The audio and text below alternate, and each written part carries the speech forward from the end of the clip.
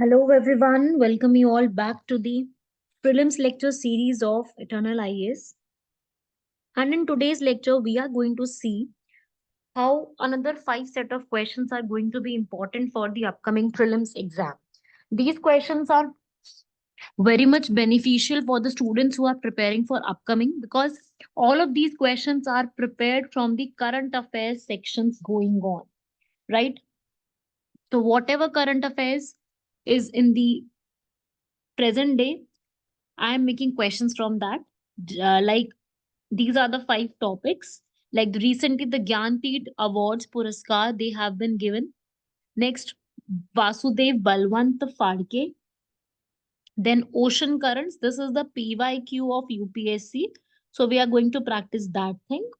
Then Chilika Lake was in news, and then International Energy Agency with respect to IR international relations.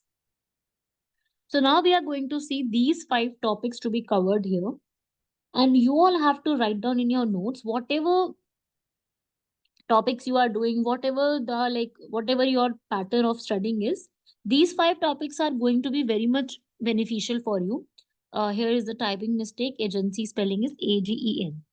Okay, moving on to the first question that is about the Gyanpith Awards. As you all know, recently Gyanpith Awards has been distributed.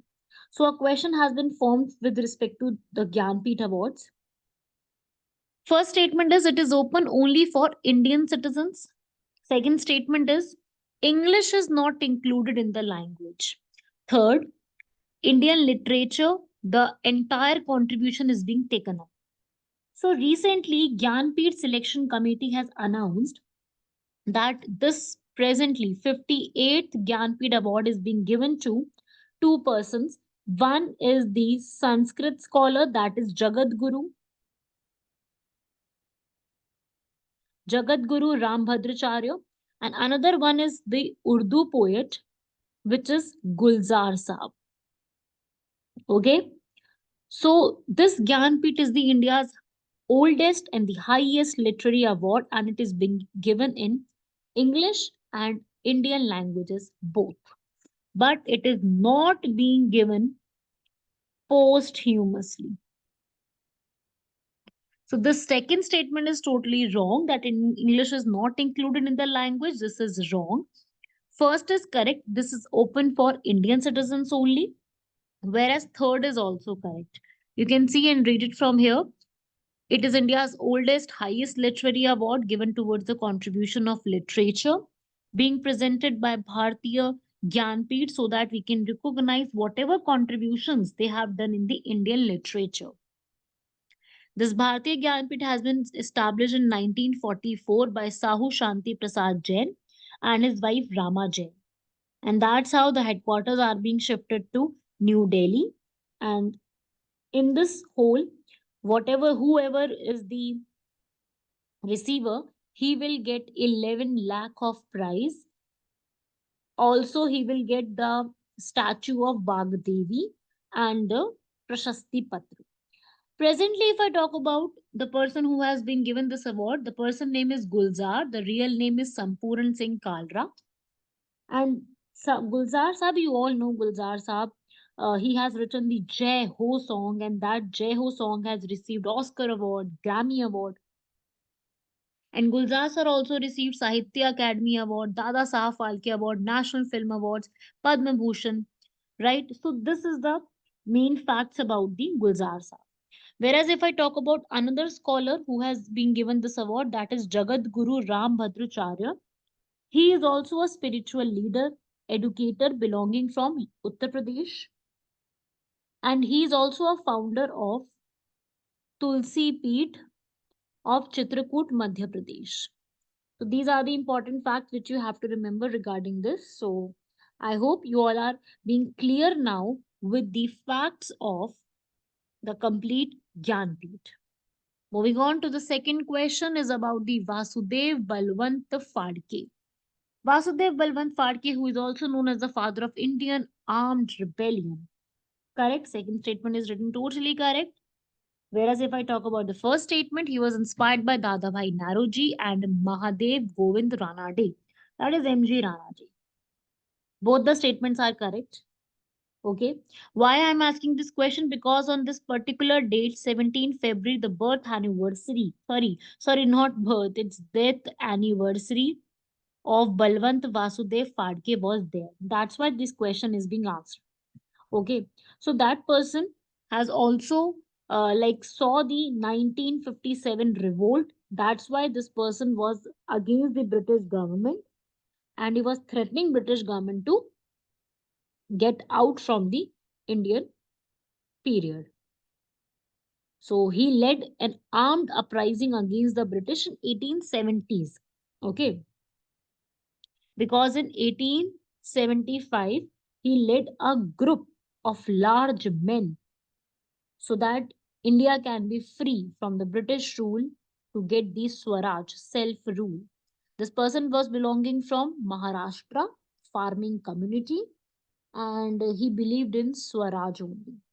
And he formed a revolutionary group of Ramosi people. Ramosi people are residing in the Maharashtra region.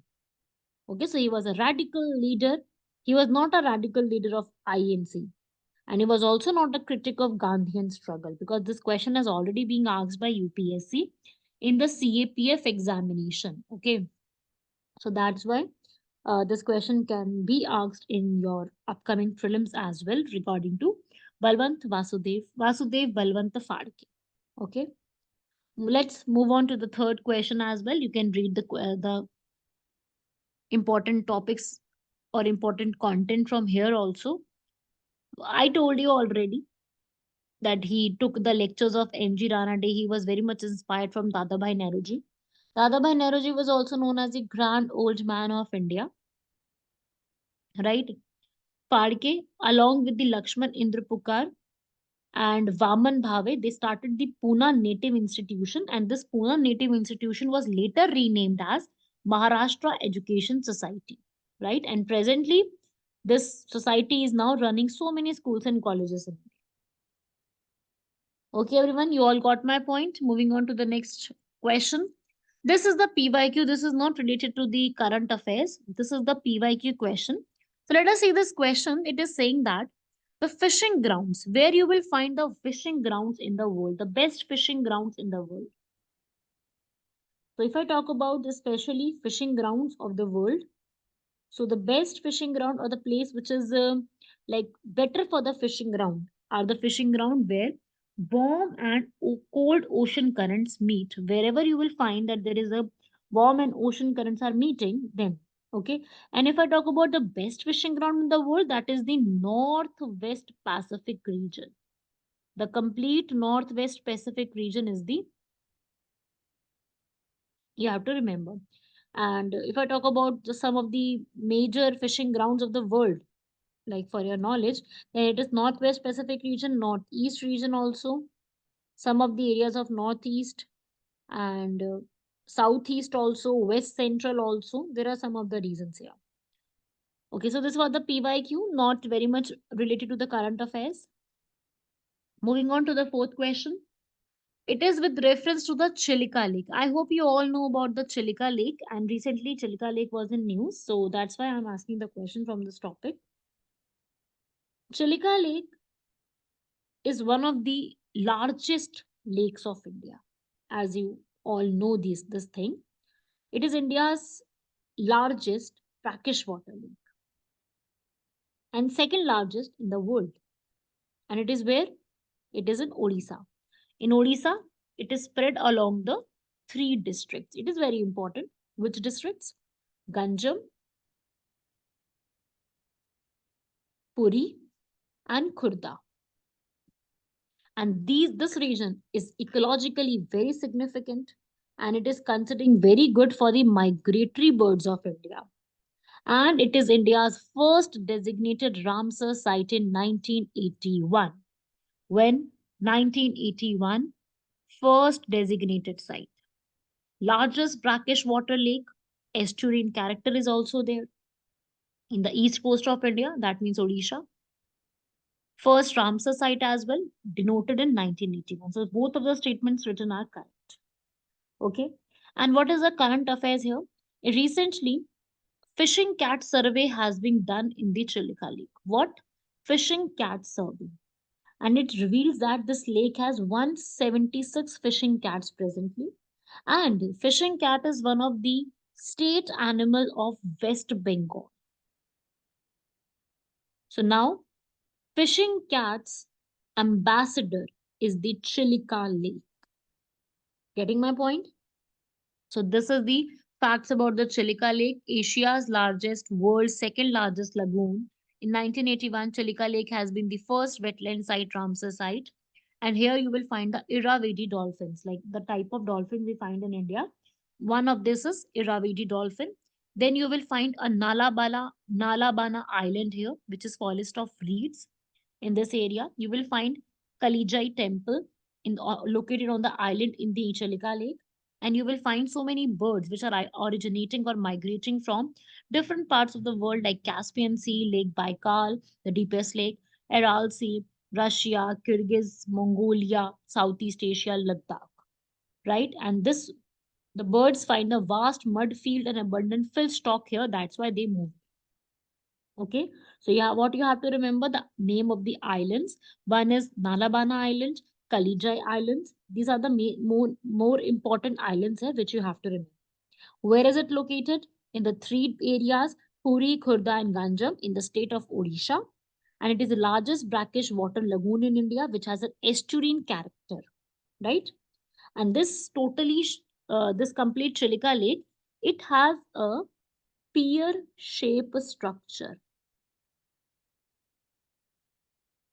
Okay, and the name of the islands you have to remember because in the islands they can be a question. And I told you about the bird species here.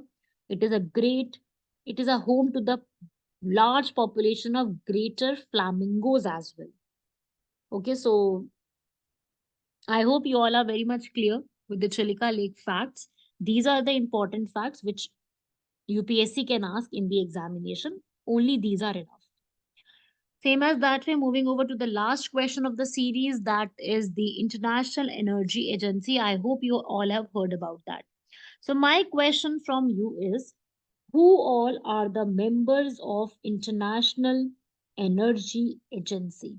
Like, who people are the members of this agency, right? So, International Energy Agency is based in Paris. Where? Paris. Established in 1974. Total member countries 31. Not very much, only 31. But these 31 countries represent 75% of total energy demand of the world, right? Headquarters, Paris, France. Members. If I talk about, is India a member of this organization? No. So first, third, it is wrong. India is not a member. If I talk about Canada, yes, Canada is energy producing area, it is a member. If I talk about Israel, then Israel is also not a member of this organization. Wrong. If I talk about Brazil and China, so Brazil and China is also not a member of this organization. Okay, so then who else are the members? US, UK, France, Canada, Germany, Ireland, Japan,